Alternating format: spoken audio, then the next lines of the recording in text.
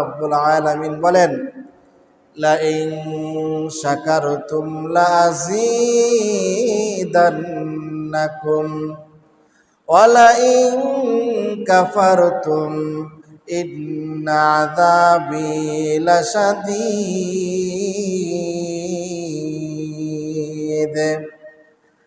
আল্লাহ রব্বুল আলামিন এই আয়াতের মধ্যে দুনিয়ার মানুষদেরকে জানায় দেন, যারা আমি আল্লাহ রব্বুল আলামিনের নিয়ামত পাইয়া নিয়ামতের শুকরিয়া আদায় করবে, লাযীদান্নাকুম, আমি আল্লাহ রব্বুল আলামিন অবশ্যই তাদের নিয়ামতকে বাড়িয়ে দিব। এই জন্য ফিতনা ফাসাদের জমানায় জুমার নামাজের সময় দুনিয়ার সমস্ত ঝামেলা থেকে ফারিগ হয়ে একটু সামনের কাতারে এসে বসা, কিছু দিনই কথাবার্তা শোনা, এটা আল্লাহ রব্বুল আলামিনের অন্যতম নিয়ামত ছাড়া কিছুই নয়। এই জন্য আবার অন্তর থেকে শুকরিয়া আদায় করে আলহামদুলিল্লাহ।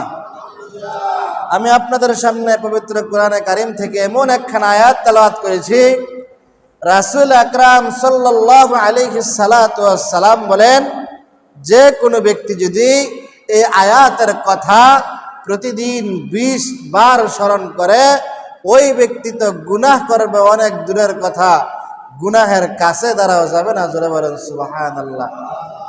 আয়াতটা হলো আল্লাহ রব্বুল আলামিন পবিত্র কোরআনে কারিমের মধ্যে বলেন, কুল্লু নাফসিন যায়িকাতুল মাউত সুম্মা ইলাইনা তুরজাউন। আল্লাহ রব্বুল আলামিন এই আয়াতের মধ্যে দুনিয়ার মানুষদেরকে জানায় দেন,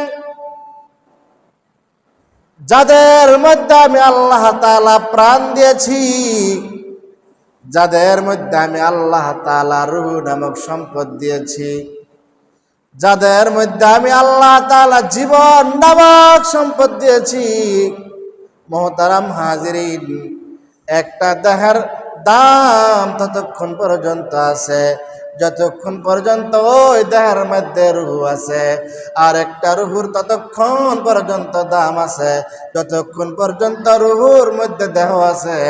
অর্থাৎ রূহ ছাড়া দেহের কোনো দাম নাই, আর দেহ ছাড়া রূহুর কোনো দাম নাই। জোরে বলেন ঠিক কিনা?